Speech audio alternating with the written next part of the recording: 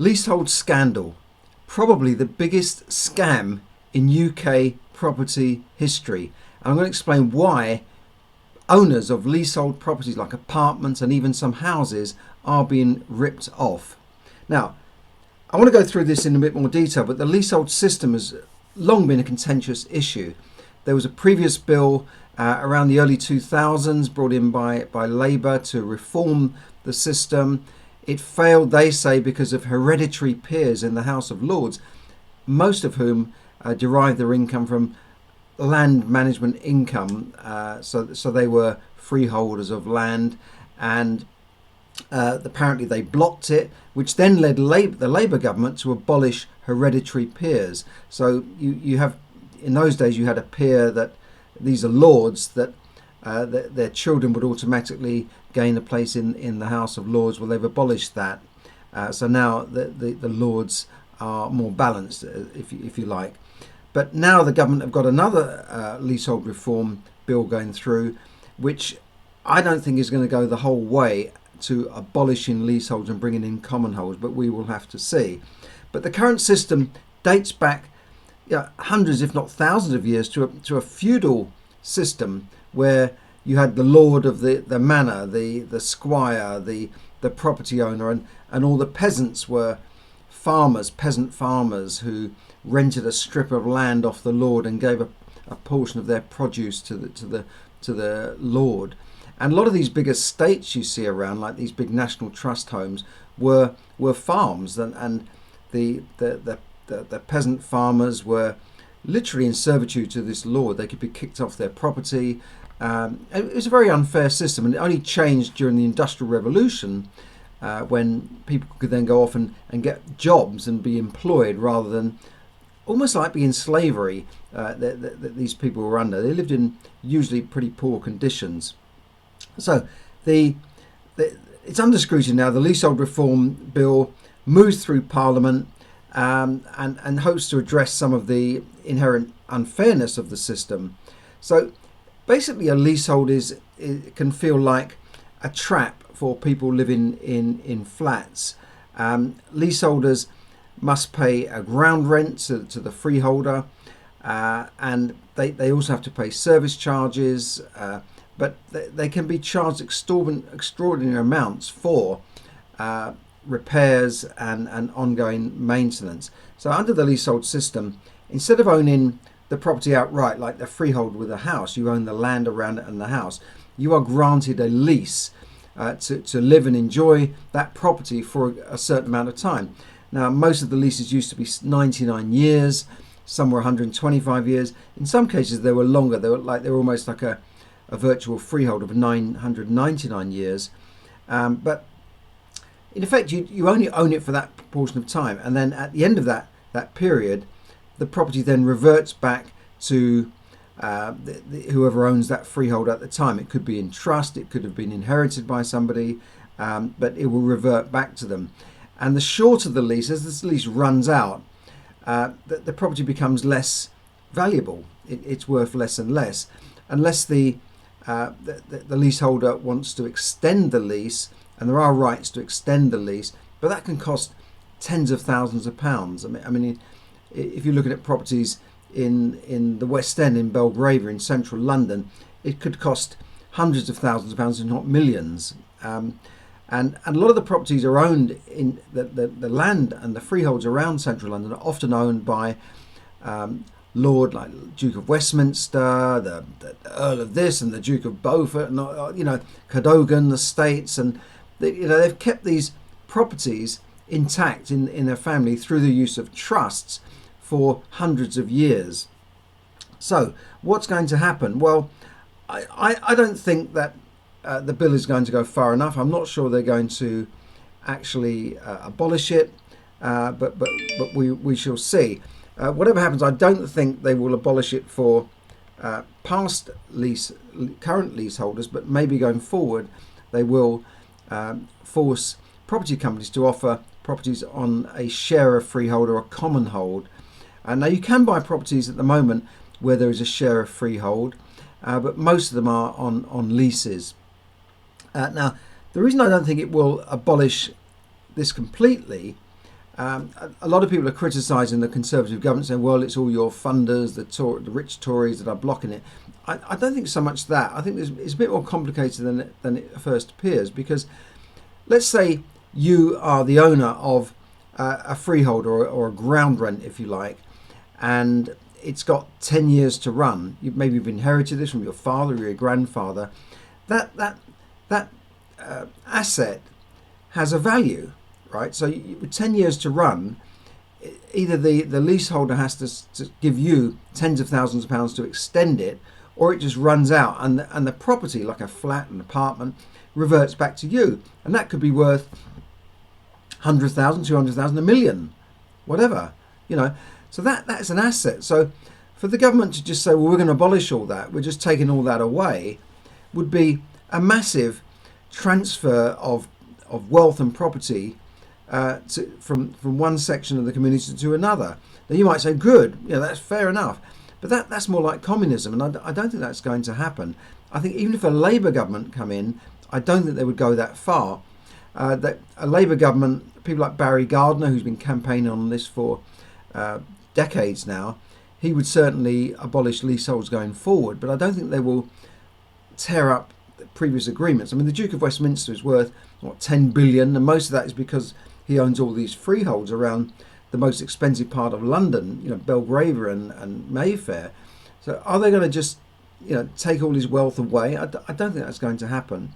But going forward, flats should be on share of freehold or common hold, houses as well. You even see in new estates quite unscrupulous builders, some of them are the biggest builders in the country, selling houses on leaseholds. So because you're on this estate where you've got some flats and some houses, often they've offered things like free legal help. So if you buy a house from them, you get the solicitors free. And the solicitors are only at the last minute are telling people, well, actually, this is a leasehold. Or perhaps when it comes to signing, they realise that it's a long leasehold, which is very unfair. I mean, houses should never be sold on a leasehold. It's just completely unfair. And then there are charges like the roads in that estate are not adopted by the local authorities. So people who live in that estate are paying for charges that should otherwise be paid through their council tax.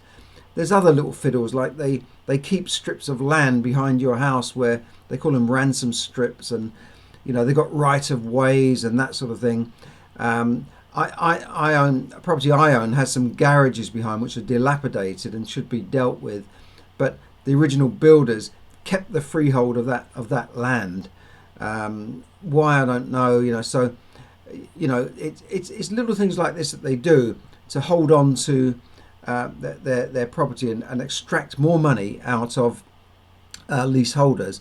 So leaseholders now, especially these new leases, are facing the charges on their ground rent, which is it should be just a peppercorn rent, like £1 a year or £50 a year. They used to be. Now they can be hundreds of pounds a year, and they're set to double every 10 years. Well, think about that. If something doubles every 10 years, what will that be at the end of, say, 50 years or 100 years? The government have sought to crack down on this because it almost makes some of these properties worthless after 20, 30, 40 years. So we hopefully will see something going through Parliament that will come out to do something about this. But unfortunately, I don't think it's going to happen. And we may have to see a Labour government come in and unravel this. But they've got so many pledges and things to do that this could be kicked into the long grass. I don't know what's going to happen. I'll just finish on a story of an experience I had with leaseholds years and years ago. My first leasehold was my first flat I bought, but that was just a guy that had split his house up into 3 flats and was collecting £25 a year ground rent, so nothing too onerous. But he then comes and said, well, you have to paint the outside of the house, you have to do this every 5 years, you have to do that. So he was getting us to maintain his asset, if you like. But then I bought a house, I sold that flat, I made some money on it, I sold the flat. But a few years later I got into buy-to-let, and a group of us bought some buy-to-lets down on the south coast, where flats were really cheap at that time, and the area was a bit run down. And we all thought this must change, this area must come up in value at some stage. but they're all flats we bought. In fact, I went down to have a look, and I was going to buy a house, a freehold house, for 70,000. I think it was. It was a big house on 3 floors that, today would probably be worth, $750,000. I didn't, because the guy who was basically selling the flats said, don't buy houses, they're no good, you want flats, we can easily manage them, we'll manage them for you, blah blah blah. So I bought, with my partner, a couple of flats down there. I think we bought 3 flats between us, and we had them for a few years. They were making some rent, but there was such a lot of hassle with them, because they weren't managed properly, and the freeholders would not repair damage to the doors and the outer buildings. We had some pretty bad tenants down there at some stage, but then there were all sorts of charges coming up from the freeholders, and then I had a dispute. There was a freeholder who wanted us to paint the outside of the building or do some work on the outside of the building, and the charges were just a fortune. So we all got together and said, we're going to do a right to manage, because you can have what's called a right to manage. So the existing leaseholders can take over the management of the property, which makes the freeholder think twice about it. It basically reduces the value of their asset, because they can't squeeze any more money out of us. And the freeholder, so we said, we're not going to pay these charges, and the freeholder lost interest in the property. I think he sold it in the end. But he then said, well, I want £500 each from you for the surveyor's costs, or the cost of doing this work. And I think he was a surveyor himself, and he might have done it through his own firm. They always do it as an arm's length, but it's usually through their own firm, their own buddies doing the jobs. So it's a big fiddle. Even the insurance cost is a fiddle. But he said, everyone's going to pay £550. So everyone said, no, we're not going to pay it. But so I didn't pay it. And I realised later that everyone else had paid it. And then he came on to me and said, well, we haven't paid it. We are now going to solicitors, and now the cost is £900. So it was like a game of poker. So I said, well, no, I don't think this is fair, blah blah blah. And I wrote back, and he said, well, now it's £1,500. So it was like high stakes poker, and it went up and up and up.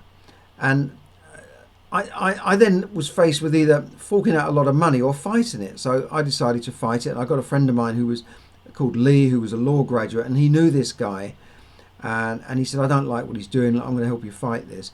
But the long and the short of it is that we ended up in court a number of times. We ended up in court, got thrown out, come back, was deferred and come back. And it took up such a lot of my time that I should have just paid the charge in the first place. And we ended up in court, and I had to get a barrister in. And I was running around 2 days before trying to find a barrister who would take it on. And I got this super barrister from London. And he went up to the St Albans Crown Court, Magistrates County Court, and he just blew everything away. He was so good. It was just a joy to watch.